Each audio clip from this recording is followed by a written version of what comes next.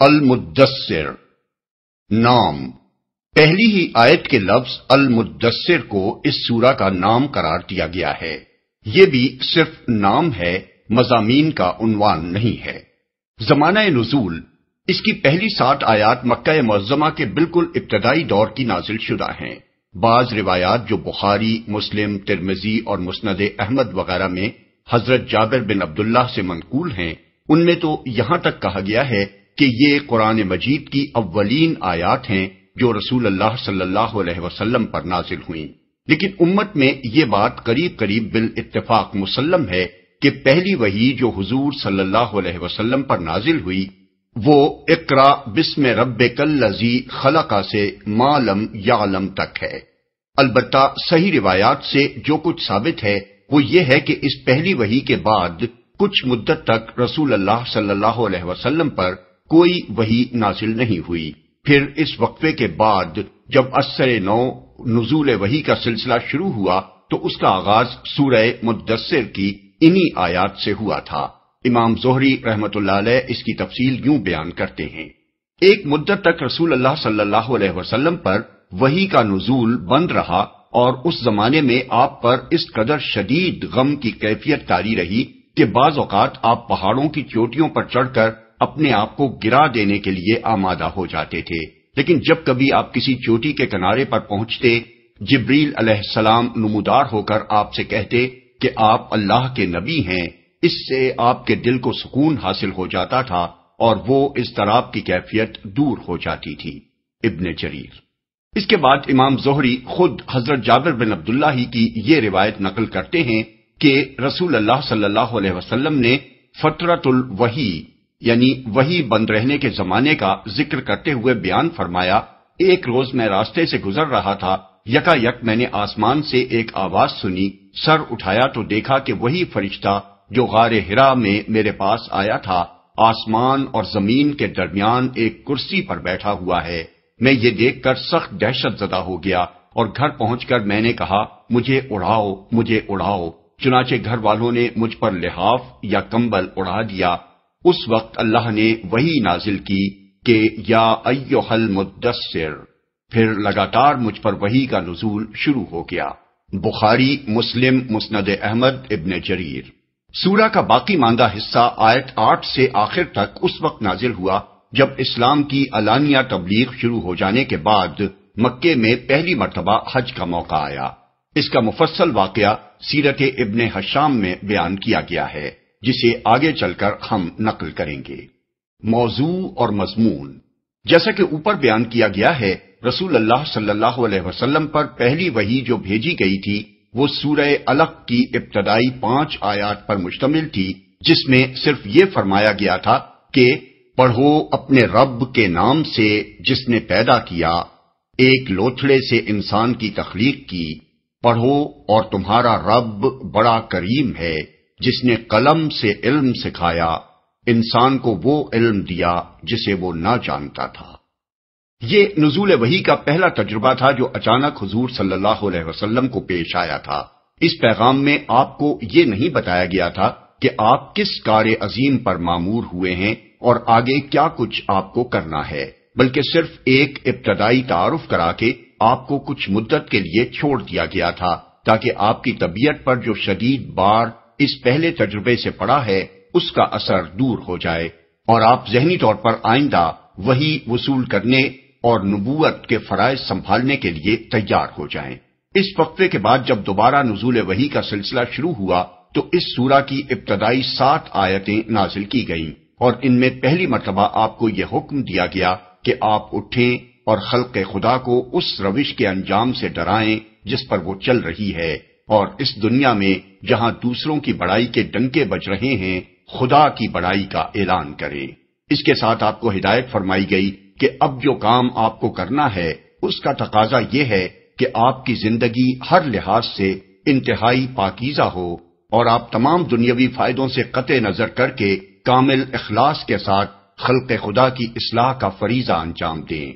پھر آخری فقرے میں آپ کو تلقین کی گئی کہ اس فریضے کی انجام دہی میں جو مشکلات اور مصائب بھی پیش آئیں ان پر آپ اپنے رب کی خاطر صبر کریں۔ اس فرمان الہی کی تعمیل میں جب رسول اللہ صلی اللہ علیہ وسلم نے اسلام کی تبلیغ شروع کی اور قرآن مجید کی پے در پے نازل ہونے والی سورتوں کو آپ نے سنانا شروع کیا تو مکے میں کھلبلی مچ گئی اور مخالفتوں کا ایک طوفان اٹھ کھڑا ہوا۔ چند مہینے اس حال پر گزرے تھے کہ حج کا زمانہ آ گیا اور مکہ کے لوگوں کو یہ فکر لاحق ہوئی کہ اس موقع پر تمام عرب سے حاجیوں کے قافلے آئیں گے۔ اگر محمد صلی اللہ علیہ وسلم نے ان قافلوں کی قیام گاہوں پر جا جا کر آنے والے حاجیوں سے ملاقاتیں کی اور حج کے اجتماعات میں جگہ جگہ کھڑے ہو کر قرآن جیسا بے نظیر اور مؤثر کلام سنانا شروع کر دیا تو عرب کے گھر گوشے تک ان کی دعوت پہنچ جائے گی اور نامعلوم کون کون اس سے متاثر ہو جائے۔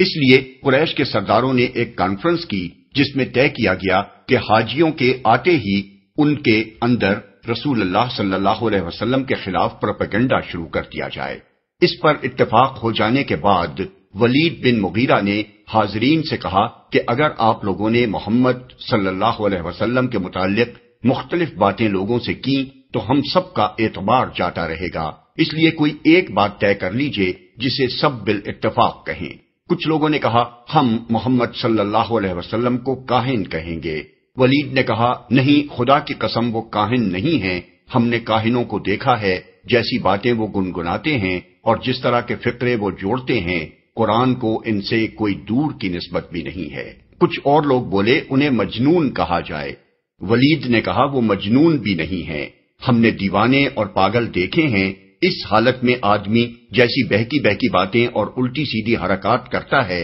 وہ کسی سے چھپی ہوئی نہیں ہیں۔ کون باور کرے گا کہ محمد صلی اللہ علیہ وسلم جو کلام پیش کرتے ہیں وہ دیوانگی کی بڑھ ہے یا جنون کے دورے میں آدمی یہ باتیں کر سکتا ہے؟ لوگوں نے کہا اچھا تو پھر ہم شاعر کہیں گے۔ ولید نے کہا وہ شاعر بھی نہیں ہیں، ہم شعر کی ساری اقسام سے واقف ہیں، اس کلام پر شاعری کی کسی قسم کا اطلاق بھی نہیں ہو سکتا۔ لوگ بولے تو ان کو ساحر کہا جائے۔ ولید نے کہا وہ ساحر بھی نہیں ہیں، جادوگروں کو ہم جانتے ہیں اور اپنے جادو کے لیے جو طریقے وہ اختیار کرتے ہیں ان سے بھی ہم واقف ہیں، یہ بات بھی محمد صلی اللہ علیہ وسلم پر چسپاں نہیں ہوتی۔ پھر ولید نے کہا ان باتوں میں سے جو بات بھی تم کرو گے لوگ اس کو ناروا الزام سمجھیں گے۔ خدا کی قسم اس کلام میں بڑی حلاوت ہے، اس کی جڑ بڑی گہری اور اس کی ڈالیاں بڑی ثمردار ہیں۔ اس پر ابو جہل ولید کے سر ہو گیا اور اس نے کہا تمہاری قوم تم سے راضی نہ ہوگی جب تک تم محمد صلی اللہ علیہ وسلم کے بارے میں کوئی بات نہ کہو۔ اس نے کہا اچھا مجھے سوچ لینے دو۔ پھر سوچ سوچ کر بولا قریب ترین بات جو کہی جا سکتی ہے وہ یہ ہے کہ تم عرب کے لوگوں سے کہو یہ شخص جادوگر ہے، یہ ایسا کلام پیش کر رہا ہے جو آدمی کو اس کے باپ، بھائی، بیوی، بچوں اور سارے خاندان سے جدا کر دیتا ہے۔ ولید کی اس بات کو سب نے قبول کر لیا۔ پھر ایک منصوبے کے مطابق حج کے زمانے میں قریش کے وفود حاجیوں کے درمیان پھیل گئے اور انہوں نے آنے والے زائرین کو خبردار کرنا شروع کیا کہ یہاں ایک ایسا شخص اٹھ کھڑا ہوا ہے جو بڑا جادوگر ہے اور اس کا جادو خاندانوں میں تفریق ڈال دیتا ہے، اس سے ہوشیار رہنا۔ مگر اس کا نتیجہ یہ ہوا کہ قریش نے رسول اللہ صلی اللہ علیہ وسلم کا نام خود ہی سارے عرب میں مشہور کر دیا۔ سیرت ابن ہشام جلد اول صفحہ 288 289 اس قصے کا یہ حصہ کہ ابو جہل کے اصرار پر ولید نے یہ بات کہی اکرمہ کی روایت سے ابن جریر نے اپنی تفسیر میں نقل کیا ہے۔ یہی واقعہ جس پر اس سورہ کے دوسرے حصے میں تبصرہ کیا گیا ہے اس کے مضامین کی ترتیب یہ ہے۔ آیت 8 سے 10 تک منکرین حق کو خبردار کیا گیا ہے کہ آج جو کچھ وہ کر رہے ہیں اس کا برا انجام وہ قیامت کے روز دیکھ لیں گے۔ آیت 11 سے 26 تک ولید بن مغیرہ کا نام لیے بغیر یہ بتایا گیا ہے کہ اللہ تعالیٰ نے اس شخص کو کیا کچھ نعمتیں دی تھیں اور ان کا جواب اس نے کیسی حق دشمنی کے ساتھ دیا ہے۔ اس سلسلے میں اس کی ذہنی کشمکش کی پوری تصویر کھینچ دی گئی ہے کہ ایک طرف دل میں وہ محمد صلی اللہ علیہ وسلم اور قرآن کی صداقت کا قائل ہو چکا تھا، مگر دوسری طرف اپنی قوم میں اپنی ریاست و وجاہت کو بھی خطرے میں نہ ڈالنا چاہتا تھا۔ اس لیے نہ صرف یہ کہ وہ ایمان لانے سے باز رہا بلکہ کافی دیر تک اپنے ضمیر سے لڑنے جھگڑنے کے بعد آخر کار یہ بات بنا کر لایا کہ خلق خدا کو اس کلام پر ایمان لانے سے باز رکھنے کے لیے اسے جادو قرار دینا چاہیے۔ اس کی اس صریح بدباطنی کو بے نقاب کر کے فرمایا گیا ہے کہ اپنے اس کرتوت کے بعد بھی یہ شخص چاہتا ہے کہ اسے مزید انعامات سے نوازا جائے، حالانکہ اب یہ انعام کا نہیں بلکہ دوزخ کا سزاوار ہو چکا ہے۔ اس کے بعد آیت 27 سے 48 تک دوزخ کی ہولناکیوں کا ذکر کیا گیا ہے اور یہ بتایا گیا ہے کہ کس اخلاق اور کردار کے لوگ اس کے مستحق ہیں۔ پھر آیات 49 تا 53 میں کفار کے مرض کی اصل جڑ بتا دی گئی ہے کہ وہ چونکہ آخرت سے بے خوف ہیں اور اسی دنیا کی زندگی کو سب کچھ سمجھتے ہیں، اس لیے وہ قرآن سے اس طرح بھاگتے ہیں جیسے شیر سے ڈر کر جنگلی گدھے بھاگے جا رہے ہوں، اور ایمان لانے کے لیے طرح طرح کی غیر معقول شرطیں پیش کرتے ہیں، حالانکہ خواہ ان کی کوئی شرط بھی پوری کر دی جائے، انکار آخرت کے ساتھ وہ ایمان کی راہ پر ایک قدم بھی نہیں بڑھ سکتے۔ آخر میں صاف صاف فرما دیا گیا ہے کہ خدا کو کسی کے ایمان کی کوئی ضرورت نہیں پڑ گئی کہ وہ اس کی شرطیں پوری کرتا پھرے۔ قرآن ایک عام نصیحت ہے جو سب کے سامنے پیش کر دی گئی ہے، اب جس کا جی چاہے اس کو قبول کر لے۔ خدا اس کا مستحق ہے کہ لوگ اس کی نافرمانی سے ڈریں، اور اسی کی یہ شان ہے کہ جو شخص بھی تقوی اور خدا ترسی کا رویہ اختیار کرے اسے وہ معاف کر دیتا ہے، خواہ وہ پہلے کتنی ہی نافرمانیاں کر چکا ہو۔ بسم اللہ الرحمن الرحیم، شروع اللہ کے نام سے جو رحمان و رحیم ہے۔ یا ایھا المدثر قم فانذر وربک فکبر وثيابك فطهر والرجز فاهجر ولا تمنن تستكثر ولربك تصبر۔ اے اوڑ لپیٹ کر لیٹنے والے، اٹھو اور خبردار کرو اور اپنے رب کی بڑائی کا اعلان کرو، اور اپنے کپڑے پاک رکھو اور گندگی سے دور رہو، اور احسان نہ کرو زیادہ حاصل کرنے کے لیے، اور اپنے رب کی خاطر صبر کرو۔ اوڑ لپیٹ کر لیٹنے والے۔ اوپر دیباچے میں ہم ان آیات کے نزول کا جو پس منظر بیان کرائے ہیں، اس پر غور کرنے سے یہ بات اچھی طرح سمجھ میں آ سکتی ہے کہ اس موقع پر رسول اللہ صلی اللہ علیہ وسلم کو یا ایھا الرسول یا ایھا النبی کہہ کر مخاطب کرنے کی بجائے یا ایھا المدثر کہہ کر کیوں مخاطب کیا گیا ہے؟ چونکہ حضور یکایک جبریل علیہ السلام کو آسمان و زمین کے درمیان ایک کرسی پر بیٹھے دیکھ کر ہیبت زدہ ہو گئے تھے، اور اسی حالت میں گھر پہنچ کر آپ نے اپنے اہل خانہ سے فرمایا تھا کہ مجھے اڑھاؤ، اس لیے اللہ تعالیٰ نے آپ کو یا ایھا المدثر کہہ کر خطاب فرمایا۔ اس لطیف طرز خطاب سے خود بخود یہ مفہوم نکلتا ہے کہ اے میرے پیارے بندے، تم اوڑھ لپیٹ کر لیٹ کہاں گئے؟ تم پر تو ایک کار عظیم کا بار ڈالا گیا ہے جسے انجام دینے کے لیے تمہیں پورے عزم کے ساتھ اٹھ کھڑا ہونا چاہیے۔ خبردار کرو، یہ اسی نوعیت کا حکم ہے جو حضرت نوح علیہ السلام کو نبوت کے منصب پر مامور کرتے ہوئے دیا گیا تھا کہ انذر قومک من قبل ان یاتیہم عذاب علیم، یعنی اپنی قوم کے لوگوں کو ڈراؤ قبل اس کے کہ ان پر ایک دردناک عذاب آ جائے۔ سورہ نوح آیت 1۔ آیت کا مطلب یہ ہے کہ اے اوڑھ لپیٹ کر لیٹنے والے، اٹھو اور تمہارے گرد و پیش خدا کے جو بندے خواب غفلت میں پڑے ہوئے ہیں ان کو چونکا دو، انہیں اس انجام سے ڈراؤ جس سے یقیناً وہ دوچار ہوں گے اگر اسی حالت میں مبتلا رہے۔ انہیں خبردار کر دو کہ وہ کسی اندھیر نگری میں نہیں رہتے ہیں جس میں وہ اپنی مرضی سے جو کچھ چاہیں کرتے رہیں اور ان کے کسی عمل کی کوئی باز پرس نہ ہو۔ رب کی بڑائی کا اعلان کرو۔ یہ ایک نبی کا اولین کام ہے جسے اس دنیا میں اسے انجام دینا ہوتا ہے۔ اس کا پہلا کام ہی یہ ہے کہ جاہل انسان یہاں جن جن کی بڑائی مان رہے ہیں ان سب کی نفی کر دے اور ہاں کے پکارے دنیا بھر میں یہ اعلان کر دے کہ اس کائنات میں بڑائی ایک خدا کے سوا اور کسی کی نہیں ہے۔ یہی وجہ ہے کہ اسلام میں کلمہ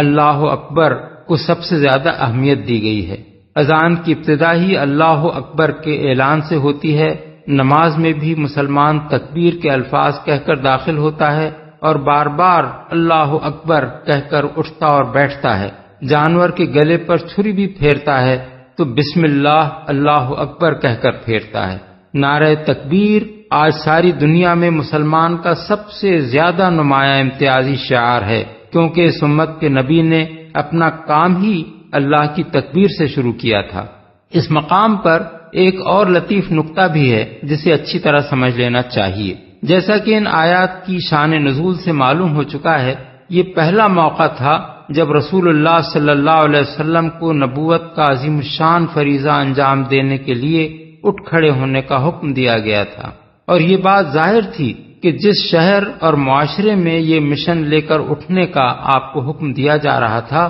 وہ شرک کا گڑھ تھا۔ بات صرف اتنی ہی نہ تھی کہ وہاں کے لوگ عام عربوں کی طرح مشرک تھے، بلکہ اس سے بڑھ کر بات یہ تھی کہ مکہ معظمہ مشرکین عرب کا سب سے بڑا تیرتھ بنا ہوا تھا اور قریش کے لوگ اس کے مجاور تھے۔ ایسی جگہ کسی شخص کا تنہا اٹھنا اور شرک کے مقابلے میں توحید کا علم بلند کر دینا بڑے جان جوکھوں کا کام تھا۔ اسی لیے اٹھو اور خبردار کرو کہ فوراً بعد ہی یہ فرمانا کہ اپنے رب کی بڑائی کا اعلان کرو اپنے اندر یہ مفہوم بھی رکھتا ہے کہ جو بڑی بڑی ہولناک طاقتیں اس کام میں تمہیں مزاحم نظر آتی ہیں ان کی ذرا پرواہ نہ کرو، اور صاف صاف کہہ دو کہ میرا رب ان سب سے زیادہ بڑا ہے جو میری اس دعوت کا راستہ روکنے کے لیے کھڑے ہو سکتے ہیں۔ یہ بڑی سے بڑی ہمت افزائی ہے جو اللہ کا کام شروع کرنے والے کسی شخص کی جا سکتی ہے۔ اللہ کی کبریائی کا نقش جس آدمی کے دل پر گہرا جمع ہوا ہو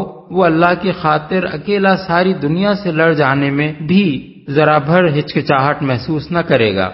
کپڑے پاک رکھو، یہ بڑے جامع الفاظ ہیں جن کے مفہوم میں بڑی وسعت ہے۔ ان کا ایک مطلب یہ ہے کہ اپنے لباس کو نجاست سے پاک رکھو، کیونکہ جسم لباس کی پاکیزگی اور روح کی پاکیزگی دونوں لازم و ملزوم ہیں۔ ایک پاکیزہ روح گندے جسم اور ناپاک لباس میں نہیں رہ سکتی۔ رسول اللہ صلی اللہ علیہ وسلم جس معاشرے میں اسلام کی دعوت لے کر اٹھے تھے وہ صرف عقائد و اخلاق کی خرابیوں ہی میں مبتلا نہ تھا، بلکہ طہارت و نظافت کے بھی ابتدائی تصورات تک سے خالی تھا، اور حضور کا کام ان لوگوں کو ہر لحاظ سے پاکیزگی کا سبق سکھانا تھا۔ اس لیے آپ کو ہدایت فرمائی گئی کہ آپ اپنی ظاہری زندگی میں بھی طہارت کا ایک اعلیٰ معیار قائم فرمائیں۔ چنانچہ یہ اسی ہدایت کا ثمرہ ہے کہ حضور نے نوع انسانی کو طہارت جسم و لباس کی وہ مفصل تعلیم دی ہے جو زمانہ جاہلیت کے اہل عرب درکنار آج اس زمانے کی مہذب ترین قوموں کو بھی نصیب نہیں ہے۔ حتیٰ کہ دنیا کی بیشتر زبانوں میں ایسا کوئی لفظ تک نہیں پایا جاتا جو طہارت کا ہم معنی ہو۔ بخلاف اس کے اسلام کا حال یہ ہے کہ حدیث اور فقہ کی کتابوں میں اسلامی احکام کا آغاز ہی کتاب الطہارت سے ہوتا ہے، جس میں پاکی اور ناپاکی کے فرق اور پاکیزگی کے طریقوں کو انتہائی تفصیلی جزیات کے ساتھ بیان کیا گیا ہے۔ دوسرا مفہوم ان الفاظ کا یہ ہے کہ اپنا لباس صاف ستھرا رکھو۔ راہبانہ تصورات نے دنیا میں مذہبیت کا معیار یہ قرار دے رکھا تھا کہ آدمی جتنا زیادہ میلا کچیلا ہو اتنا ہی زیادہ وہ مقدس ہوتا ہے۔ اگر کوئی ذرا اجلے کپڑے ہی پہن لیتا تو سمجھا جاتا کہ وہ دنیا دار انسان ہے، حالانکہ انسانی فطرت میل کچیل سے نفرت کرتی ہے، اور شائستگی کی معمولی حس بھی جس شخص کے اندر موجود ہو وہ صاف ستھرے انسان ہی سے مانوس ہوتا ہے۔ اسی بنا پر اللہ کے راستے کی طرف دعوت دینے والے کے لیے یہ بات ضروری قرار دی گئی کہ اس کی ظاہری حالت بھی ایسی پاکیزہ اور نفیس ہونی چاہیے کہ لوگ اسے عزت کی نگاہ سے دیکھیں اور اس کی شخصیت میں کوئی ایسی کثافت نہ پائی جائے جو طبائع کو اس سے متنفر کرنے والی ہو۔ تیسرا مفہوم اس ارشاد کا یہ ہے کہ اپنے لباس کو اخلاقی عیوب سے پاک رکھو۔ تمہارا لباس صاف ستھرا اور پاکیزہ تو ضرور ہو، مگر اس میں فخر و غرور، ریا اور نمائش، ٹھاٹ باٹ اور شان و شوکت کا شائبہ تک نہ ہونا چاہیے۔ لباس وہ اولین چیز ہے جو آدمی کی شخصیت کا تعارف لوگوں سے کراتی ہے۔ جس قسم کا لباس کوئی شخص پہنتا ہے اس کو دیکھ کر لوگ پہلی نگاہی میں یہ اندازہ کر لیتے ہیں کہ وہ کس قسم کا آدمی ہے۔ رئیسوں اور نوابوں کے لباس، مذہبی پیشہ وروں کے لباس، متکبر اور برخود غلط لوگوں کے لباس، چھچورے اور کمظرف لوگوں کے لباس، بدقوارہ اور آوارہ منش لوگوں کے لباس، سب اپنے پہننے والوں کے مزاج کی نمائندگی کرتے ہیں۔ اللہ کی طرف بلانے والے کا مزاج ایسے سب لوگوں سے فطرتاً مختلف ہوتا ہے، اس لیے اس کا لباس بھی ان سب سے لازماً مختلف ہونا چاہیے۔ اس کو ایسا لباس پہننا چاہیے جسے دیکھ کر ہر شخص یہ محسوس کر لے کہ وہ ایک شریف اور شائستہ انسان ہے جو نفس کی کسی برائی میں مبتلا نہیں ہے۔ چوتھا مفہوم اس کا یہ ہے کہ اپنا دامن پاک رکھو۔ اردو زبان کی طرح عربی زبان میں بھی پاک دامنی کے ہم معنی الفاظ اخلاقی برائیوں سے پاک ہونے اور عمدہ اخلاق سے آراستہ ہونے کے لیے استعمال کیے جاتے ہیں۔ ابن عباس، ابراہیم نخعی، شعبی، عطا، مجاہد، قتادہ، سعید بن جبیر، حسن بصری اور دوسرے اکابر مفسرین نے اس آیت کا یہی مطلب بیان کیا ہے کہ اپنے اخلاق پاکیزہ رکھو اور ہر قسم کی برائیوں سے بچو۔ عربی محاورے میں کہتے ہیں فلان طاہر الثیاب و فلان طاہر الذیل، یعنی فلاں شخص کے کپڑے پاک ہیں یا اس کا دامن پاک ہے، اور اس سے مراد یہ ہوتی ہے کہ اس کے اخلاق اچھے ہیں۔ اس کے برعکس کہتے ہیں فلان دنس الثیاب، یعنی اس شخص کے کپڑے گندے ہیں، اور مطلب یہ ہوتا ہے کہ وہ ایک بدمعاملہ آدمی ہے، اس کے قول قرار کا کوئی اعتبار نہیں۔ گندگی سے دور رہو۔ گندگی سے مراد ہر قسم کی گندگی ہے، خواہ وہ عقائد اور خیالات کی ہو یا اخلاق و اعمال کی یا جسم، لباس اور رہن سہن کی۔ مطلب یہ ہے کہ تمہارے گرد و پیش سارے معاشرے میں طرح طرح کی جو گندگیاں پھیلی ہوئی ہیں ان سب سے اپنا دامن بچا کر رکھو۔ کوئی شخص کبھی تم پر یہ حرف نہ رکھ سکے کہ جن برائیوں سے تم لوگوں کو روک رہے ہو ان میں سے کسی کا بھی کوئی شائبہ تمہاری اپنی زندگی میں پایا جاتا ہے۔ زیادہ حاصل کرنے کے لیے اصل الفاظ ہیں وَلَا تَمْنُن تَسْتَكْثِرْ۔ ان کے مفہوم میں اتنی وسعت ہے کہ کسی ایک فقرے میں ان کا ترجمہ کر کے پورا مطلب ادا نہیں کیا جا سکتا۔ ان کا ایک مفہوم یہ ہے کہ جس پر بھی احسان کرو بے غرضانہ کرو، تمہاری عطا اور بخشش اور سخاوت اور حسن سلوک محض اللہ کے لیے ہو، اس میں کوئی شائبہ اس خواہش کا نہ ہو کہ احسان کے بدلے میں تمہیں کسی قسم کے دنیاوی فوائد حاصل ہوں۔ بالفاظ دیگر اللہ کے لیے احسان کرو، فائدہ حاصل کرنے کے لیے کوئی احسان نہ کرو۔ دوسرا مفہوم یہ ہے کہ نبوت کا جو کام تم کر رہے ہو یہ اگرچہ اپنی جگہ ایک بہت بڑا احسان ہے کہ تمہاری بدولت خلق خدا کو ہدایت نصیب ہو رہی ہے، مگر اس کا کوئی احسان لوگوں پر نہ جتاؤ اور اس کا کوئی فائدہ اپنی ذات کے لیے حاصل نہ کرو۔ تیسرا مفہوم یہ ہے کہ تم اگرچہ ایک بہت بڑی خدمت انجام دے رہے ہو مگر اپنی نگاہ میں اپنے عمل کو کبھی بڑا عمل نہ سمجھو اور کبھی یہ خیال تمہارے دل میں نہ آئے کہ نبوت کا یہ فریضہ انجام دے کر اور اس کام میں جان لڑا کر تم اپنے رب پر کوئی احسان کر رہے ہو۔ صبر کرو، یعنی یہ کام جو تمہارے سپرد کیا جا رہا ہے بڑے جان جوکھوں کا کام ہے، اس میں سخت مصائب اور مشکلات اور تکلیفوں سے تمہیں سابقہ پیش آئے گا۔ تمہاری اپنی قوم تمہاری دشمن ہو جائے گی، سارا عرب تمہارے خلاف سفارہ ہو جائے گا، مگر جو کچھ بھی اس راہ میں پیش آئے اپنے رب کی خاطر اس پر صبر کرنا اور اپنے فرض کو پوری ثابت قدمی اور مستقل مزاجی کے ساتھ انجام دینا۔ اس سے باز رکھنے کے لیے خوف، طمع، لالچ، دوستی، دشمنی، محبت، ہر چیز تمہارے راستے میں حائل ہوگی۔ ان سب کے مقابلے میں مضبوطی کے ساتھ اپنے موقف پر قائم رہنا۔ یہ تھیں وہ اولین ہدایات جو اللہ تعالیٰ نے اپنے رسول کو اس وقت دی تھیں جب اس نے آپ کو یہ حکم دیا تھا کہ آپ اٹھ کر نبوت کے کام کا آغاز فرما دیں۔ کوئی شخص اگر ان چھوٹے چھوٹے فقروں پر اور ان کے معنی پر غور کرے تو اس کا دل گواہی دے گا کہ ایک نبی کو نبوت کا کام شروع کرتے وقت اس سے بہتر کوئی ہدایات نہیں دی جا سکتی تھیں۔ ان میں یہ بھی بتا دیا گیا کہ آپ کو کام کیا کرنا ہے اور یہ بھی سمجھا دیا گیا کہ اس کام کے لیے آپ کی زندگی اور آپ کے اخلاق اور معاملات کیسے ہونے چاہیے، اور یہ تعلیم بھی دے دی گئی کہ یہ کام آپ کس نیت، کس ذہنیت اور کس طرز فکر کے ساتھ انجام دیں، اور اس بات سے بھی خبردار کر دیا گیا کہ اس کام میں آپ کو کن حالات سے سابقہ پیش آنا ہے اور ان کا مقابلہ آپ کو کس طرح کرنا ہوگا۔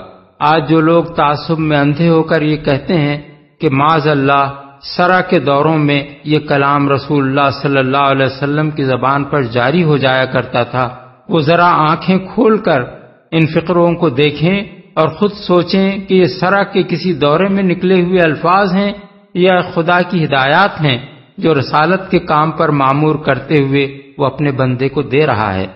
فَإِذَا نُقِرَ فِي النَّاقُورِ فَذَلِكَ يَوْمَئِذٍ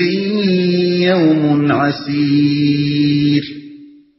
عَلَى الْكَافِرِينَ غَيْرُ يَسِيرٌ۔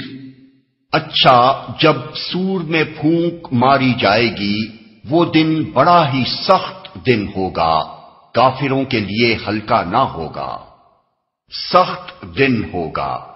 جیسا کہ ہم دیباچے میں بیان کر آئے ہیں، اس سورہ کا یہ حصہ ابتدائی آیات کے چند مہینے بعد اس وقت نازل ہوا تھا جب رسول اللہ صلی اللہ علیہ وسلم کی طرف سے علانیہ تبلیغ اسلام شروع ہو جانے کے بعد پہلی مرتبہ حج کا زمانہ آیا، اور سرداران قریش نے ایک کانفرنس کر کے یہ طے کیا کہ باہر سے آنے والے حاجیوں کو قرآن اور محمد صلی اللہ علیہ وسلم سے بدگمان کرنے کے لیے پروپیگنڈا کی ایک زبردست مہم چلائی جائے۔ ان آیات میں کفار کی اسی کارروائی پر تبصرہ کیا گیا ہے، اور اس تبصرے کا آغاز ان الفاظ سے کیا گیا ہے جن کا مطلب یہ ہے کہ اچھا، یہ حرکتیں جو تم کرنا چاہتے ہو کر لو، دنیا میں ان سے کوئی مقصد براری تم نے کر بھی لی تو اس روز اپنے برے انجام سے کیسے بچ نکلو گے جب سور میں پھونک ماری جائے گی اور قیامت برپا ہوگی۔ ہلکا نہ ہوگا۔ اس ارشاد سے خود بخود یہ نتیجہ نکلتا ہے کہ وہ دن ایمان لانے والوں کے لیے ہلکا ہوگا اور اس کی سختی صرف حق کا انکار کرنے والوں کے لیے مخصوص ہوگی۔ مزید برآں یہ ارشاد اپنے اندر یہ مفہوم بھی رکھتا ہے کہ اس دن کی سختی کافروں کے لیے مستقل سختی ہوگی، وہ ایسی سختی نہ ہوگی جس کے بعد کبھی اس کے نرمی سے بدل جانے کی امید کی جا سکتی ہو۔ ذرنی ومن خلقت وحیدا وجعلت له مالا ممدودا وبنین شہودا ومهدت له تمهیدا ثم يطمع ان ازید كلا إنه كان لآياتنا عنيدا سأرهقه صعودا۔ چھوڑ دو مجھے اور اس شخص کو جسے میں نے اکیلا پیدا کیا، بہت سا مال اس کو دیا، اس کے ساتھ حاضر رہنے والے بیٹے دیے اور اس کے لیے ریاست کی راہ ہموار کی، پھر وہ طمع رکھتا ہے کہ میں اسے اور زیادہ دوں۔ ہرگز نہیں، وہ ہماری آیات سے عناد رکھتا ہے، میں تو اسے عنقریب ایک کٹھن چڑھائی چڑھواؤں گا۔ اس شخص کو یہ خطاب ہے نبی صلی اللہ علیہ وسلم سے، اور اس کا مطلب یہ ہے کہ اے نبی، کفار کی اس کانفرنس میں جس شخص یعنی ولید بن مغیرہ نے تمہیں بدنام کرنے کے لیے یہ مشورہ دیا ہے کہ تمام عرب سے آنے والے حاجیوں میں تمہیں جادوگر مشہور کیا جائے، اس کا معاملہ تم مجھ پر چھوڑ دو، اس سے نمٹنا اب میرا کام ہے، تمہیں اس کی فکر کرنے کی کوئی ضرورت نہیں ہے۔ اکیلا پیدا کیا۔ اس فقرے کے دو مطلب ہو سکتے ہیں اور دونوں صحیح ہیں۔ ایک یہ کہ جب میں نے اسے پیدا کیا تھا اس وقت یہ کوئی مال اور اولاد اور وجاہت اور ریاست لے کر پیدا نہیں ہوا تھا۔ دوسرا یہ کہ اس کا پیدا کرنے والا اکیلا میں ہی تھا، وہ دوسرے معبود جن کی خدائی قائم رکھنے کے لیے یہ تمہاری دعوت توحید کی مخالفت میں اس قدر سرگرم ہے، اس کو پیدا کرنے میں میرے ساتھ شریک نہ تھے۔ بیٹے دیے۔ ولید بن مغیرہ کے 10-12 لڑکے تھے، جن میں سے حضرت خالد بن ولید تاریخ میں سب سے زیادہ مشہور ہیں۔ ان بیٹوں کے لیے شہود کا لفظ استعمال کیا گیا ہے، جس کے کئی معنی ہو سکتے ہیں۔ ایک یہ کہ ان کو کہیں اپنی روزی کے لیے دوڑ دھوپ اور سفر کرنے کی حاجت پیش نہیں آتی، ان کے گھر کھانے کو اتنا موجود ہے کہ ہر وقت باپ کے پاس موجود اور اس کی مدد کے لیے حاضر رہتے ہیں۔ دوسرے یہ کہ اس کے سب بیٹے نامور اور بااثر ہیں، مجلسوں اور محفلوں میں اس کے ساتھ شریک ہوتے ہیں۔ تیسرے یہ کہ وہ اس مرتبے کے لوگ ہیں کہ معاملات میں ان کی شہادت قبول کی جاتی ہے۔ اور زیادہ دوں۔ اس کا ایک مطلب تو یہ ہے کہ اس پر بھی اس کی حرص ختم نہیں ہوئی، اتنا کچھ پانے کے بعد بھی وہ بس اسی فکر میں لگا ہوا ہے کہ اسے دنیا بھر کی نعمتیں عطا کر دی جائیں۔ دوسرا مطلب حضرت حسن بصری اور بعض دوسرے بزرگوں نے یہ بیان کیا ہے کہ وہ کہا کرتا تھا کہ اگر واقعی محمد کا یہ بیان سچا ہے کہ مرنے کے بعد کوئی دوسری زندگی ہے اور اس میں کوئی جنت بھی ہوگی تو وہ جنت میرے ہی لیے بنائی گئی ہے۔ انه فکر وقدر فقتل كيف قدر ثم قتل كيف قدر ثم نظر ثم عبس وبسر ثم أدبر واستكبر فقال إن هذا إلا سحر يؤثر إن هذا إلا قول البشر سأصليه سقر۔ اس نے سوچا اور کچھ بات بنانے کی کوشش کی تو خدا کی مار اس پر کیسی بات بنانے کی کوشش کی۔ ہاں، خدا کی مار اس پر کیسی بات بنانے کی کوشش کی۔ پھر لوگوں کی طرف دیکھا، پھر پیشانی سکیڑی اور منہ بنایا، پھر پلٹا اور تکبر میں پڑ گیا۔ آخر کار بولا کہ یہ کچھ نہیں ہے مگر ایک جادو جو پہلے سے چلا آ رہا ہے، یہ تو ایک انسانی کلام ہے، ان قریب میں اسے دوزخ میں جھونک دوں گا۔ انسانی کلام ہے۔ یہ اس واقعے کا ذکر ہے جو کفار مکہ کی مذکورہ بالا کانفرنس میں پیش آیا تھا۔ اس کی جو تفصیلات ہم دیباچے میں نقل کر چکے ہیں ان سے یہ بات واضح ہو جاتی ہے کہ یہ شخص دل میں قرآن کے کلام الہی ہونے کا قائل ہو چکا تھا، لیکن اپنی قوم میں محض اپنی وجاہت و ریاست برقرار رکھنے کے لیے ایمان لانے پر تیار نہ تھا۔ جب کفار کی اس کانفرنس میں پہلے اس نے خود ان تمام الزامات کو رد کر دیا جو قریش کے سردار رسول اللہ صلی اللہ علیہ وسلم پر لگا رہے تھے، تو اسے مجبور کیا گیا کہ وہ خود کوئی ایسا الزام تراشے جسے عرب کے لوگوں میں پھیلا کر حضور کو بدنام کیا جا سکتا ہو۔ اس موقع پر جس طرح وہ اپنی ضمیر سے لڑا ہے اور جس شدید ذہنی کشمکش میں کافی دیر مبتلا رہ کر آخر کار اس نے ایک الزام گھڑا ہے، اس کی پوری تصویر یہاں کھینچ دی گئی ہے۔ وما أدراك ما سقر لا تبقي ولا تذر لواحة للبشر عليها 19 اور تم کیا جانو کہ کیا ہے وہ دوزخ، نہ باقی رکھے نہ چھوڑے، کھال جھلس دینے والی 19 کارکن اس پر مقرر ہیں، نہ باقی رکھے نہ چھوڑے۔ اس کے دو مطلب ہو سکتے ہیں، ایک یہ کہ جو شخص بھی اس میں ڈالا جائے گا اسے وہ جلا کر خاک کر دے گی، مگر مر کر بھی اس کا پیچھا نہ چھوٹے گا، بلکہ وہ پھر زندہ کیا جائے گا اور پھر جلایا جائے گا۔ اسی مضمون کو دوسری جگہ اس طرح ادا کیا گیا ہے کہ لا یموت فیہا ولا یحیا، یعنی وہ نہ اس میں مرے گا نہ جیے گا، سورہ الاعلی آیت 13۔ دوسرا مطلب یہ بھی ہو سکتا ہے کہ وہ عذاب کے مستحقین میں سے کسی کو باقی نہ رہنے دے گی جو اس کی گرفت میں آئے بغیر رہ جائے، اور جو بھی اس کی گرفت میں آئے گا اسے عذاب دیے بغیر نہ چھوڑے گی۔ کھال جھلس دینے والی، یہ کہنے کے بعد کہ وہ جسم میں سے کچھ جلائے بغیر نہ چھوڑے گی، کھال جھلس دینے کا الگ ذکر کرنا بظاہر کچھ غیر ضروری سا محسوس ہوتا ہے، لیکن عذاب کی اس شکل کو خاص طور پر الگ اس لیے بیان کیا گیا ہے کہ آدمی کی شخصیت کو نمایاں کرنے والی چیز دراصل اس کے چہرے اور جسم کی کھال ہی ہوتی ہے، جس کی بدنمائی اسے سب سے زیادہ کھلتی ہے۔ اندرونی اعضاء میں خواہ اسے کتنی ہی تکلیف ہو،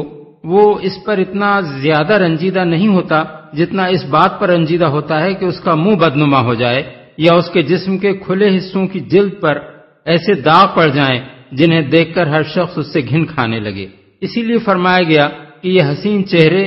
اور بڑے بڑے شاندار جسم لیے ہوئے جو لوگ آج دنیا میں اپنی شخصیت پر پھولے پھر رہے ہیں، یہ اگر اللہ کی آیات کے ساتھ عناد کی وہ روش برتیں گے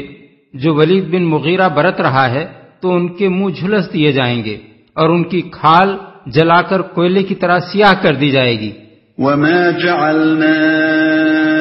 أَصْحَابَ النَّارِ إِلَّا مَلَائِكَةً وَمَا جَعَلْنَا عِدَّتَهُمْ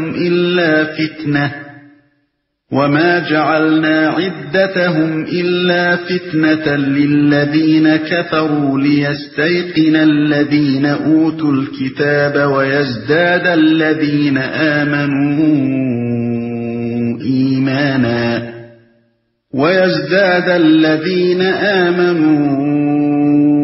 إِيمَانًا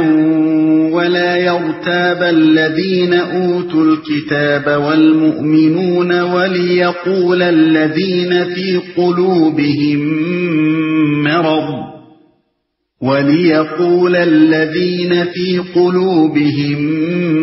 مَّرَضٌ وَالْكَافِرُونَ مَاذَا أَرَادَ اللَّهُ بِهَذَا مَثَلًا كَذَلِكَ يُضِلُّ اللَّهُ مَن يَشَاءُ وَيَهْدِي مَن يَشَاءُ وَمَا يَعْلَمُ جُنُودَ رَبِّكَ إِلَّا هُوَ وَمَا هِيَ إِلَّا ذِكْرَى لِلْبَشَرِ۔ ہم نے دوزخ کے یہ کارکن فرشتے بنائے ہیں اور ان کی تعداد کو کافروں کے لیے فتنہ بنا دیا ہے تاکہ اہل کتاب کو یقین آ جائے اور ایمان لانے والوں کا ایمان بڑھے اور اہل کتاب اور مومنین کسی شک میں نہ رہیں اور دل کے بیمار اور کفار یہ کہیں کہ بھلا اللہ کا اس عجیب بات سے کیا مطلب ہو سکتا ہے۔ اس طرح اللہ جسے چاہتا ہے گمراہ کر دیتا ہے اور جسے چاہتا ہے ہدایت بخش دیتا ہے، اور تیرے رب کے لشکروں کو خود اس کے سوا کوئی نہیں جانتا، اور اس دوزخ کا ذکر اس کے سوا کسی غرض کے لیے نہیں کیا گیا ہے کہ لوگوں کو اس سے نصیحت ہو۔ ہم نے یہاں سے لے کر تیرے رب کے لشکروں کو خود اس کے سوا کوئی نہیں جانتا تک کی پوری عبارت ایک جملہ معترضہ ہے جو دوران تقریر میں سلسلہ کلام کو توڑ کر ان معترضین کے جواب میں ارشاد فرمایا گیا ہے جنہوں نے رسول اللہ صلی اللہ علیہ وسلم کی زبان سے یہ سن کر کہ دوزخ کے کارکنوں کی تعداد صرف 19 ہوگی اس کا مذاق اڑانا شروع کر دیا تھا۔ ان کو یہ بات عجیب معلوم ہوئی کہ ایک طرف تو ہم سے یہ کہا جا رہا ہے کہ آدم علیہ السلام کے وقت سے لے کر قیامت تک دنیا میں جتنے انسانوں نے بھی کفر اور کبیرہ گناہوں کا ارتکاب کیا ہے وہ دوزخ میں ڈالے جائیں گے، اور دوسری طرف ہمیں یہ خبر دی جا رہی ہے کہ اتنی بڑی دوزخ میں اتنے بے شمار انسانوں کو عذاب دینے کے لیے صرف 19 کارکن مقرر ہوں گے۔ اس پر قریش کے سرداروں نے بڑے زور کا ٹھٹھا مارا۔ ابو جہل بولا، بھائیو کیا تم اتنے گئے گزرے ہو کہ تم میں سے 10-10 آدمی مل کر بھی دوزخ کے ایک ایک سپاہی سے نمٹ نہ لیں گے؟ بنی جمعہ کے ایک پہلوان صاحب کہنے لگے، 17 سے تو میں اکیلا نمٹ لوں گا، باقی 2 کو تم سب مل کر سنبھال لینا۔ انہی باتوں کے جواب میں یہ فقرے بطور جملہ معترضہ ارشاد ہوئے ہیں۔ فرشتے بنائے ہیں، یعنی ان کی قوتوں کو انسانی قوتوں پر قیاس کرنا تمہاری حماقت ہے۔ وہ آدمی نہیں فرشتے ہوں گے، اور تم اندازہ نہیں کر سکتے کہ اللہ تعالیٰ نے کیسی کیسی زبردست طاقتوں کے فرشتے پیدا کیے ہیں۔ فتنہ بنا دیا ہے، یعنی بظاہر تو اس بات کی کوئی ضرورت نہ تھی کہ دوزخ کے کارکنوں کی تعداد بیان کی جاتی، لیکن ہم نے ان کی یہ تعداد اس لیے بیان کر دی ہے کہ یہ ہر اس شخص کے لیے فتنہ بن جائے جو اپنے اندر کوئی کفر چھپائے بیٹھا ہو۔ ایسا آدمی چاہے ایمان کی کتنی ہی نمائش کر رہا ہو، اگر وہ خدا کی خدائی اور اس کی عظیم قدرتوں کے بارے میں یا وحی و رسالت کے بارے میں شک کا کوئی شائبہ بھی اپنے دل کے کسی گوشے میں لیے بیٹھا ہو، تو یہ سنتے ہی کہ خدا کی اتنی بڑی جیل میں بے حد و حساب مجرم جنوں اور انسانوں کو صرف 19 سپاہی قابو میں بھی رکھیں گے اور فردن فردن ایک ایک شخص کو عذاب بھی دیں گے، تو اس کا کفر فوراً کھل کر باہر آ جائے گا، یقین آ جائے۔ بعض مفسرین نے اس کا یہ مطلب بیان کیا ہے کہ اہل کتاب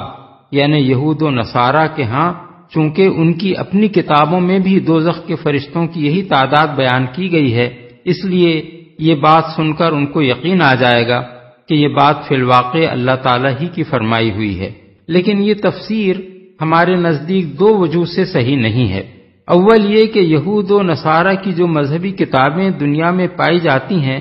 ان میں تلاش کے باوجود ہمیں یہ بات کہیں نہیں ملی کہ دوزخ کے فرشتوں کی تعداد 19 ہے۔ دوسرے، قرآن مجید میں بکثرت باتیں ایسی ہیں جو اہل کتاب کے ہاں ان کی مذہبی کتابوں میں بھی بیان کی گئی ہیں، لیکن اس کے باوجود وہ اس کی یہ توجیہ کر دیتے ہیں کہ محمد صلی اللہ علیہ وسلم نے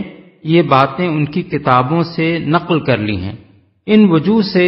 ہمارے نزدیک اس ارشاد کا صحیح مطلب یہ ہے کہ محمد صلی اللہ علیہ وسلم کو اچھی طرح معلوم تھا کہ میری زبان سے دوزخ کے 19 فرشتوں کا ذکر سن کر میرا خوب مذاق اڑایا جائے گا، لیکن اس کے باوجود جو بات اللہ تعالی کی طرف سے آنے والی وحی میں بیان ہوئی تھی اسے انہوں نے کسی خوف اور جھجک کے بغیر علل اعلان لوگوں کے سامنے پیش کر دیا اور کسی کے مذاق و استہزاء کی ذرہ برابر پرواہ نہ کی۔ جہلائے عرب تو انبیاء کی شان سے ناواقف تھے، مگر اہل کتاب خوب جانتے تھے کہ انبیاء کا ہر زمانے میں یہی طریقہ رہا ہے کہ جو کچھ خدا کی طرف سے آتا تھا اسے وہ جوں کا توں لوگوں تک پہنچا دیتے تھے، خواہ وہ لوگوں کو پسند ہو یا ناپسند۔ اس بنا پر اہل کتاب سے یہ بات زیادہ متوقع تھی کہ رسول اللہ صلی اللہ علیہ وسلم کے اس طرز عمل کو دیکھ کر انہیں یقین آ جائے گا کہ ایسے سخت مخالف ماحول میں ایسی بظاہر انتہائی عجیب بات کو کسی جھجک کے بغیر پیش کر دینا ایک نبی ہی کا کام ہو سکتا ہے۔ یہ بات بھی واضح رہے کہ رسول اللہ صلی اللہ علیہ وسلم کی طرف سے یہ طرز عمل بارہا ظاہر ہوا ہے۔ اس کی سب سے زیادہ نمایاں مثال معراج کا واقعہ ہے، جسے آپ نے کفار کے مجمع عام میں بلا تکلف بیان کر دیا اور اس بات کی ذرہ برابر پرواہ نہ کی کہ اس حیرت انگیز قصے کو سن کر آپ کے مخالفین کیسی کیسی باتیں بنائیں گے۔ ایمان بڑھے۔ یہ بات اس سے پہلے قرآن مجید میں متعدد مقامات پر بیان ہو چکی ہے کہ ہر آزمائش کے موقع پر جب ایک مومن اپنے ایمان پر ثابت قدم رہتا ہے اور شک و انکار یا اطاعت سے فرار یا دین سے بے وفائی کی راہ چھوڑ کر یقین و اعتماد اور اطاعت و فرما برداری اور دین سے وفاداری کی راہ اختیار کرتا ہے تو اس کے ایمان کو بالیدگی نصیب ہوتی ہے۔ تشریح کے لیے ملاحظہ ہو تفہیم القرآن جلد اول سورہ آل عمران آیت 173، جلد دوم سورہ الانفال آیت 2، سورہ التوبہ آیات 124 اور 125، جلد چہارم سورہ الاحزاب آیت 22، جلد پنجم سورہ الفتح آیت 4۔ دل کے بیمار۔ قرآن مجید میں چونکہ بالعموم دل کی بیماری سے مراد منافقت لی جاتی ہے، اس لیے یہاں اس لفظ کو دیکھ کر بعض مفسرین نے یہ خیال کیا ہے کہ یہ آیت مدینے میں نازل ہوئی ہے، کیونکہ منافقین کا ظہور مدینے ہی میں ہوا ہے، لیکن یہ خیال کئی وجوہ سے صحیح نہیں ہے۔ اول تو یہ دعویٰ ہی غلط ہے کہ مکے میں منافق موجود نہ تھے، اور اس کی غلطی ہم تفہیم القرآن جلد سوم میں صفحہ 672، 674 اور 680 تک 682 پر واضح کر چکے ہیں۔ دوسرے، یہ طرز تفسیر ہمارے نزدیک درست نہیں ہے کہ ایک سلسلہ کلام جو خاص موقع پر خاص حالات میں ارشاد ہوا ہو اس کے اندر یکایک کسی ایک فقرے کے متعلق یہ کہہ دیا جائے کہ وہ کسی دوسرے موقع پر نازل ہوا تھا اور یہاں لا کر کسی مناسبت کے بغیر شامل کر دیا گیا۔ سورہ مدثر کے اس حصے کا تاریخی پس منظر ہمیں معتبر روایات سے معلوم ہے۔ یہ ابتدائی مکی دور کے ایک خاص واقعے کے بارے میں نازل ہوا ہے۔ اس کا پورا سلسلہ کلام اس واقعے کے ساتھ سری مناسبت رکھتا ہے۔ اس مضمون میں آخر کون سا موقع تھا کہ اس ایک فقرے کو اگر وہ کئی سال بعد مدینے میں نازل ہوا تھا اس جگہ لا کر چسپاں کر دیا جاتا؟ اب رہا یہ سوال کہ یہاں دل کی بیماری سے مراد کیا ہے، تو اس کا جواب یہ ہے کہ اس سے مراد شک کی بیماری ہے۔ مکے ہی میں نہیں، دنیا بھر میں پہلے بھی اور آج بھی کم لوگ ایسے تھے اور ہیں جو قطعیت کے ساتھ خدا، آخرت، وحی، رسالت، جنت، دوزخ وغیرہ کا انکار کرتے ہوں۔ اکثریت ہر زمانے میں انہی لوگوں کی رہی ہے جو اس شک میں مبتلا رہے ہیں کہ معلوم نہیں خدا ہے یا نہیں، آخرت ہوگی یا نہیں، فرشتوں اور جنت اور دوزخ کا واقعی کوئی وجود ہے یا یہ محض افسانے ہیں، اور رسول واقعی رسول تھے اور ان پر وحی آتی تھی یا نہیں۔ یہی شک اکثر لوگوں کو کفر کے مقام پر کھینچ لے گیا ہے، ورنہ ایسے بے وقوف دنیا میں کبھی زیادہ نہیں رہے جنہوں نے بالکل قطعی طور پر ان حقائق کا انکار کر دیا ہو، کیونکہ جس آدمی میں ذرہ برابر بھی عقل کا مادہ موجود ہے وہ یہ جانتا ہے کہ ان امور کے صحیح ہونے کا امکان بالکل رد کر دینے اور انہیں قطعاً خارج از امکان قرار دے دینے کے لیے ہرگز کوئی بنیاد موجود نہیں ہے۔ کیا مطلب ہو سکتا ہے؟ اس کے معنی یہ نہیں ہے کہ وہ اسے اللہ کا کلام تو مان رہے تھے مگر تعجب اس بات پر کر رہے تھے کہ اللہ نے یہ بات کیوں فرمائی، بلکہ دراصل وہ یہ کہنا چاہتے تھے کہ جس کلام میں ایسی بعید از عقل و فہم بات کہی گئی ہے وہ بھلا اللہ کا کلام کیسے ہو سکتا ہے؟ ہدایت بخش دیتا ہے، یعنی اس طرح اللہ تعالیٰ اپنے کلام اور اپنے احکام فرامین میں وقتاً فوقتاً ایسی باتیں ارشاد فرما دیتا ہے جو لوگوں کے لیے امتحان اور آزمائش کا ذریعہ بن جاتی ہیں۔ ایک ہی بات ہوتی ہے جسے ایک راستی پسند، سلیم الطبع اور صحیح الفکر آدمی سنتا ہے اور سیدھے طریقے سے اس کا سیدھا مطلب سمجھ کر سیدھی راہ اختیار کر لیتا ہے۔ اسی بات کو ایک ہٹ دھرم، کج فہم اور راستی سے گریز کرنے والا آدمی سنتا ہے اور اس کا ٹیڑھا مطلب نکال کر اسے حق سے دور بھاگ جانے کے لیے ایک نیا بہانہ بنا لیتا ہے۔ پہلا آدمی چونکہ خود حق پسند ہوتا ہے اس لیے اللہ تعالیٰ اسے ہدایت بخش دیتا ہے، کیونکہ اللہ کا طریقہ یہ نہیں ہے کہ وہ ہدایت چاہنے والے کو زبردستی گمراہ کرے، اور دوسرا آدمی چونکہ خود ہدایت نہیں چاہتا بلکہ گمراہی کو ہی اپنے لیے پسند کرتا ہے، اس لیے اللہ اسے ضلالت ہی کے راستوں پر دھکیل دیتا ہے، کیونکہ اللہ کا یہ طریقہ بھی نہیں ہے کہ جو حق سے نفرت رکھتا ہو وہ اسے جبرن کھینچ کر حق کی راہ پر لائے۔ اللہ کی ہدایت دینے اور گمراہ کرنے کے مسئلے پر تفہیم القرآن میں بکثرت مقامات پر وضاحت کے ساتھ روشنی ڈالی جا چکی ہے۔ اس کے سوا کوئی نہیں جانتا، یعنی اللہ تعالیٰ نے اپنی اس کائنات میں کیسی کیسی اور کتنی مخلوقات پیدا کر رکھی ہیں اور ان کو کیا کیا طاقتیں اس نے بخشی ہیں اور ان سے کیا کیا کام وہ لے رہا ہے، ان باتوں کو اللہ کے سوا کوئی بھی نہیں جانتا۔ ایک چھوٹے سے کرۂ زمین پر رہنے والا انسان اپنی محدود نظر سے اپنے گرد و پیش کی چھوٹی سی دنیا کو دیکھ کر اگر اس غلط فہمی میں مبتلا ہو جائے کہ خدا کی خدائی میں بس وہی کچھ ہے جو اسے اپنے حواس یا اپنے آلات کی مدد سے محسوس ہوتا ہے تو یہ اس کی اپنی ہی نادانی ہے، ورنہ یہ خدائی کا کارخانہ اتنا وسیع و عظیم ہے کہ اس کی کسی ایک چیز کا بھی پورا علم حاصل کر لینا انسان کے بس میں نہیں ہے، کجا کہ اس کی ساری وسعتوں کا تصور اس کے چھوٹے سے دماغ میں سما سکے۔ اس سے نصیحت ہو، یعنی لوگ اپنے آپ کو اس کا مستحق بنانے اور اس کے عذاب کا مزہ چکھنے سے پہلے ہوش میں آ جائیں اور اپنے آپ کو اس سے بچانے کی فکر کریں۔ کلا والقمر واللیل اذ ادبر والصبح إذا أسفر إنها لإحدى الكبر نذيرا للبشر لمن شاء منكم أن يتقدم أو يتأخر ہرگز نہیں، قسم ہے چاند کی اور رات کی جبکہ وہ پلٹتی ہے، اور صبح کی جبکہ وہ روشن ہوتی ہے، یہ دوزخ بھی بڑی چیزوں میں سے ایک ہے، انسانوں کے لیے ڈراوا، تم میں سے ہر اس شخص کے لیے ڈراوا جو آگے بڑھنا چاہے یا پیچھے رہ جانا چاہے، ہرگز نہیں۔ یعنی یہ کوئی ہوائی بات نہیں ہے جس کا اس طرح مذاق اڑایا جائے، بڑی چیزوں میں سے ایک ہے۔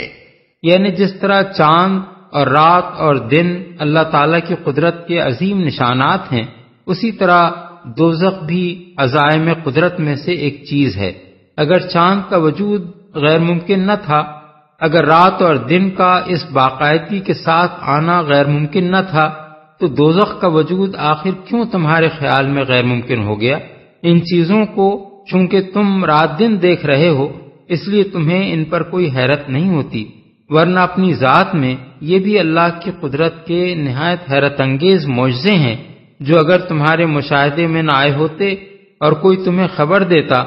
کہ چاند جیسی ایک چیز بھی دنیا میں موجود ہے، یا سورج ایک چیز ہے جس کے چھپنے سے دنیا میں اندھیرا ہو جاتا ہے اور جس کے نکل آنے سے دنیا چمک اٹھتی ہے، تو تم جیسے لوگ اس بات کو سن کر بھی اسی طرح ٹھٹھے مارتے جس طرح دوزخ کا ذکر سن کر ٹھٹھے مار رہے ہو۔ یا پیچھے رہ جانا چاہے، مطلب یہ ہے کہ اس چیز سے لوگوں کو ڈرا دیا گیا ہے، اب جس کا جی چاہے اس سے ڈر کر بھلائی کے راستے پر آگے بڑھے اور جس کا جی چاہے پیچھے ہٹ جائے۔ كل نفس بما كسبت رهينة إلا أصحاب اليمين في جنات يتساءلون عن المجرمين ما سلككم في سقر ہر متنفس اپنے کسب کے بدلے رہن ہے دائیں بازو والوں کے سوا، جو جنتوں میں ہوں گے وہاں وہ مجرموں سے پوچھیں گے تمہیں کیا چیز دوزخ میں لے گئی، دائیں بازو والوں کے سوا۔ بالفاظ دیگر بائیں بازو والے تو اپنے کسب کے بدلے میں پکڑ لیے جائیں گے، لیکن دائیں بازو والے اپنا فک کے رہن کرا لیں گے، مجرموں سے پوچھیں گے۔ اس سے پہلے کئی مقامات پر قرآن مجید میں یہ بات گزر چکی ہے کہ اہل جنت اور اہل دوزخ ایک دوسرے سے ہزاروں لاکھوں میل دور ہونے کے باوجود جب چاہیں گے ایک دوسرے کو کسی آلے کی مدد کے بغیر دیکھ سکیں گے اور ایک دوسرے سے براہ راست گفتگو کر سکیں گے۔ مثال کے طور پر ملاحظہ ہو تفہیم القرآن جلد 2 سورہ الاعراف آیات 44 تا 50، جلد 4 سورہ الصافات آیات 50 تا 57۔ قالوا لم نك من المصلين ولم نك نطعم المسكين وكنا نخوض مع الخائضين وكنا نكذب بيوم الدين حتى أتانا اليقين فما تنفعهم شفاعة الشافعين۔ وہ کہیں گے ہم نماز پڑھنے والوں میں سے نہ تھے اور مسکین کو کھانا نہیں کھلاتے تھے، اور حق کے خلاف باتیں بنانے والوں کے ساتھ مل کر ہم بھی باتیں بنانے لگتے تھے اور روز جزا کو جھوٹ قرار دیتے تھے، یہاں تک کہ ہمیں اس یقینی چیز سے سابقہ پیش آ گیا۔ اس وقت سفارش کرنے والوں کی سفارش ان کے کسی کام نہ آئے گی۔ نماز پڑھنے والوں میں سے نہ تھے، مطلب یہ ہے کہ ہم ان لوگوں میں سے نہ تھے جنہوں نے خدا اور اس کے رسول اور اس کی کتاب کو مان کر خدا کا وہ اولین حق ادا کیا ہو جو ایک خدا پرست انسان پر عائد ہوتا ہے، یعنی نماز۔ اس مقام پر یہ بات اچھی طرح سمجھ لینی چاہیے کہ نماز کوئی شخص اس وقت تک پڑھ ہی نہیں سکتا جب تک وہ ایمان نہ لایا ہو۔ اس لیے نمازیوں میں سے ہونا آپ سے آپ ایمان لانے والوں میں سے ہونے کو مستلزم ہے، لیکن نمازیوں میں سے نہ ہونے کو دوزخ میں جانے کا سبب قرار دے کر یہ بات واضح کر دی گئی کہ ایمان لا کر بھی آدمی دوزخ سے نہیں بچ سکتا اگر وہ تارک نماز ہو۔ کھانا نہیں کھلاتے تھے۔ اس سے معلوم ہوتا ہے کہ کسی انسان کو بھوک میں مبتلا دیکھنا اور قدرت رکھنے کے باوجود اس کو کھانا نہ کھلانا اسلام کی نگاہ میں کتنا بڑا گناہ ہے کہ آدمی کے دوزخی ہونے کے اسباب میں خاص طور پر اس کا ذکر کیا گیا ہے۔ سابقہ پیش آ گیا، یعنی مرتے وقت تک ہم اسی روش پر قائم رہے یہاں تک کہ وہ یقینی چیز ہمارے سامنے آ گئی جس سے ہم غافل تھے۔ یقینی چیز سے مراد موت بھی ہے اور آخرت بھی۔ ان کے کسی کام نہ آئے گی، یعنی ایسے لوگ جنہوں نے مرتے دم تک یہ روش اختیار کیے رکھی ہو، ان کے حق میں اگر کوئی شفاعت کرنے والا شفاعت کرے بھی تو اسے معافی نہیں مل سکتی۔ شفاعت کے مسئلے کو قرآن مجید میں بکثرت مقامات پر اتنی وضاحت کے ساتھ بیان کر دیا گیا ہے کہ کسی شخص کو یہ جاننے میں کوئی مشکل پیش نہیں آ سکتی کہ شفاعت کون کر سکتا ہے اور کون نہیں کر سکتا، کس حالت میں کی جا سکتی ہے اور کس حالت میں نہیں کی جا سکتی، کس کے لیے کی جا سکتی ہے اور کس کے لیے نہیں کی جا سکتی، اور کس کے حق میں وہ نافع ہے اور کس کے حق میں نافع نہیں ہے۔ دنیا میں چونکہ لوگوں کی گمراہی کے بڑے اسباب میں سے ایک سبب شفاعت کے بارے میں غلط عقائد بھی ہیں،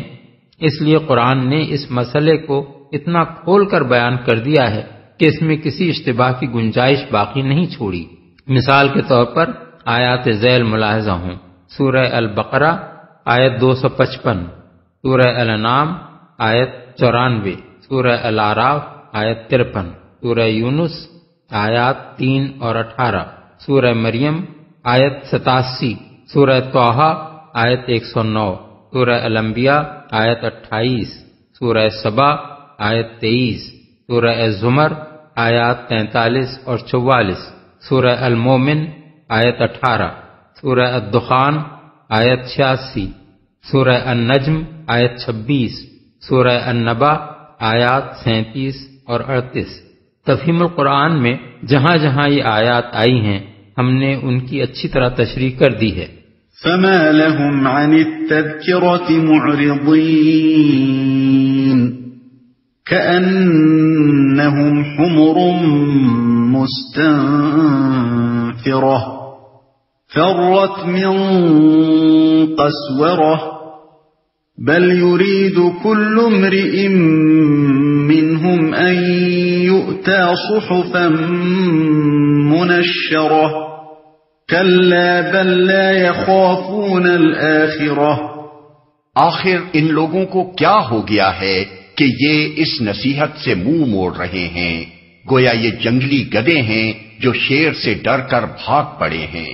بلکہ ان میں سے تو ہر ایک یہ چاہتا ہے کہ اس کے نام کھلے خط بھیجے جائیں۔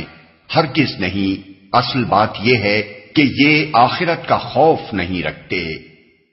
بھاگ پڑے ہیں۔ یہ ایک عربی محاورہ ہے۔ جنگلی گدھوں کا یہ خاصہ ہوتا ہے کہ خطرہ بھانپتے ہی وہ اس قدر بدحواس ہو کر بھاگتے ہیں کہ کوئی دوسرا جانور اس طرح نہیں بھاگتا۔ اس لیے اہل عرب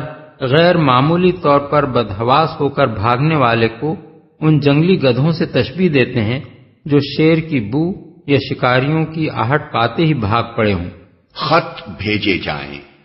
یعنی یہ چاہتے ہیں کہ اللہ تعالیٰ نے اگر واقعی محمد صلی اللہ علیہ وسلم کو نبی مقرر فرمایا ہے تو وہ مکے کے ایک ایک سردار اور ایک ایک شیخ کے نام ایک خط لکھ کر بھیجے کہ محمد ہمارے نبی ہیں، تم ان کی پیروی قبول کرو، اور یہ خط ایسے ہوں جنہیں دیکھ کر انہیں یقین آ جائے کہ اللہ تعالیٰ ہی نے یہ لکھ کر بھیجے ہیں۔ ایک اور مقام پر قرآن مجید میں کفار مکہ کا یہ قول نقل کیا گیا ہے کہ ہم نہ مانیں گے جب تک وہ چیز خود ہم کو نہ دی جائے جو اللہ کے رسولوں کو دی گئی ہے۔ سورہ الانعام آیت 124۔ ایک دوسری جگہ ان کا یہ مطالبہ نقل کیا گیا ہے کہ آپ ہمارے سامنے آسمان پر چڑھیں اور وہاں سے ایک لکھی لکھائی کتاب لا کر ہمیں دیں جسے ہم پڑھیں۔ سورہ بنی اسرائیل آیت 93۔ خوف نہیں رکھتے،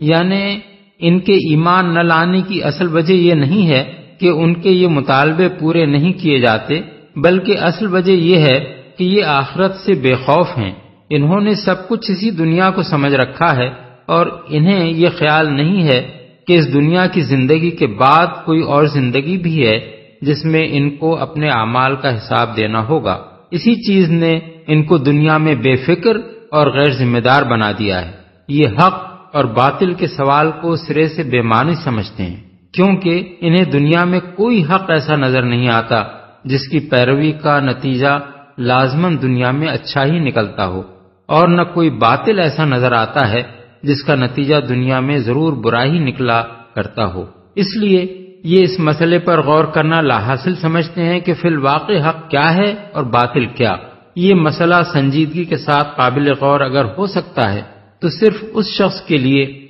جو دنیا کی موجودہ زندگی کو ایک عارضی زندگی سمجھتا ہو اور یہ تسلیم کرتا ہو کہ اصلی اور ابدی زندگی آخرت کی زندگی ہے، جہاں حق کا انجام لازماً اچھا اور باطل کا انجام لازماً برا ہوگا۔ ایسا شخص تو ان معقول دلائل اور ان پاکیزہ تعلیمات کو دیکھ کر ایمان لائے گا جو قرآن میں پیش کی گئی ہیں، اور اپنی عقل سے کام لے کر یہ سمجھنے کی کوشش کرے گا کہ قرآن جن عقائد اور اعمال کو غلط کہہ رہا ہے ان میں فی الواقع کیا غلطی ہے۔ لیکن آخرت کا منکر جو سرے سے تلاش حق میں سنجیدہ ہی نہیں ہے، وہ ایمان نہ لانے کے لیے آئے دن نت نئے مطالبے پیش کرے گا، حالانکہ اس کا خواہ کوئی مطالبہ بھی پورا کر دیا جائے وہ انکار کرنے کے لیے کوئی دوسرا بہانہ ڈھونڈ نکالے گا۔ یہی بات ہے جو سورہ انعام میں فرمائی گئی ہے کہ اے نبی، اگر ہم تمہارے اوپر کاغذ میں لکھی لکھائی کوئی کتاب بھی اتار دیتے اور لوگ اسے اپنے ہاتھوں سے چھو کر بھی دیکھ لیتے تو جنہوں نے حق کا انکار کیا ہے وہ یہی کہتے کہ یہ تو سری جادو ہے۔ سورہ الانعام آیت 7۔ کلا انہ تذکرہ فمن شاء ذکرہ۔ ہرگز نہیں، یہ تو ایک نصیحت ہے، اب جس کا جی چاہے اس سے سبق حاصل کر لے۔ ہرگز نہیں، یعنی ان کا ایسا کوئی مطالبہ ہرگز پورا نہ کیا جائے گا۔ وما يذكرون إلا أن يشاء الله هو أهل التقوى وأهل المغفرة۔ اور یہ کوئی سبق حاصل نہ کریں گے الا یہ کہ اللہ ہی ایسا چاہے، وہ اس کا حقدار ہے کہ اس سے تقوی کیا جائے، اور وہ اس کا اہل ہے کہ تقوی کرنے والوں کو بخش دے۔ اللہ ہی ایسا چاہے، یعنی کسی شخص کا نصیحت حاصل کرنا سراسر اس کی اپنی مشیت ہی پر موقوف نہیں ہے، بلکہ اسے نصیحت اسی وقت نصیب ہوتی ہے جبکہ اللہ کی مشیت بھی یہ ہو کہ وہ اسے نصیحت حاصل کرنے کی توفیق بخشے۔ دوسرے الفاظ میں یہاں اس حقیقت کا اظہار کیا گیا ہے کہ بندے کا کوئی فعل بھی تنہا بندے کی اپنی مشیت سے ظہور میں نہیں آتا، بلکہ ہر فعل اسی وقت پائے تکمیل کو پہنچتا ہے جب خدا کی مشیت بندے کی مشیت سے مل جائے۔ یہ ایک نہایت نازک مسئلہ ہے جسے نہ سمجھنے سے انسانی فکر بکثرت ٹھوکریں کھاتی ہے۔ مختصر الفاظ میں اس کو یوں سمجھا جا سکتا ہے کہ اگر اس دنیا میں ہر انسان کو یہ قدرت حاصل ہوتی کہ وہ جو کچھ کرنا چاہے کر گزرے تو ساری دنیا کا نظام درہم برہم ہو جاتا۔ جو نظم اس جہان میں قائم ہے وہ اسی وجہ سے ہے کہ اللہ کی مشیت ساری مشیتوں پر غالب ہے۔ انسان جو کچھ بھی کرنا چاہے وہ اسی وقت کر سکتا ہے جبکہ اللہ بھی یہ چاہے کہ انسان کو وہ کام کرنے دیا جائے۔ یہی معاملہ ہدایت اور ضلالت کا بھی ہے۔ انسان کا محض خود ہدایت چاہنا اس کے لیے کافی نہیں ہے کہ اسے ہدایت مل جائے، بلکہ اسے ہدایت اس وقت ملتی ہے جب اللہ اس کی اس خواہش کو پورا کرنے کا فیصلہ فرما دیتا ہے۔ اسی طرح ضلالت کی خواہش بھی محض بندے کی طرف سے ہونا کافی نہیں ہے، بلکہ جب اللہ اس کے اندر گمراہی کی طلب پا کر یہ فیصلہ کر دیتا ہے کہ اسے غلط راستوں میں بھٹکنے دیا جائے، تب وہ ان راہوں میں بھٹک نکلتا ہے جن پر اللہ اسے جانے کا موقع دے دیتا ہے۔ مثال کے طور پر اگر کوئی چور بننا چاہے تو محض اس کی یہ خواہش اس کے لیے کافی نہیں ہے کہ جس کے گھر میں گھس کر وہ جو کچھ چاہے چرا لے جائے، بلکہ اللہ اپنی عظیم حکمتوں اور مصلحتوں کے مطابق اس کی اس خواہش کو جب اور جس قدر اور جس شکل میں پورا کرنے کا موقع دیتا ہے اسی حد تک وہ اسے پورا کر سکتا ہے۔ تقویٰ کیا جائے، یعنی تمہیں اللہ کی ناراضی سے بچنے کی جو نصیحت کی جا رہی ہے وہ اس لیے نہیں ہے کہ اللہ کو اس کی ضرورت ہے اور اگر تم ایسا نہ کرو تو اس سے اللہ کا کوئی نقصان ہوتا ہے، بلکہ یہ نصیحت اس بنا پر کی جا رہی ہے کہ اللہ کا یہ حق ہے کہ اس کے بندے اس کی رضا چاہیں اور اس کی مرضی کے خلاف نہ چلیں۔ بخش دے، یعنی یہ اللہ ہی کو زیب دیتا ہے کہ کسی نے خواہ اس کی کتنی ہی نافرمانیاں کی ہوں، جس وقت بھی وہ اپنی اس روش سے باز آ جائے اللہ اپنا دامن رحمت اس کے لیے کشادہ کر دیتا ہے۔ اپنے بندوں کے لیے کوئی جذبہ انتقام وہ اپنے اندر نہیں رکھتا کہ ان کے قصوروں سے وہ کسی حال میں درگزر ہی نہ کرے اور انہیں سزا دیے بغیر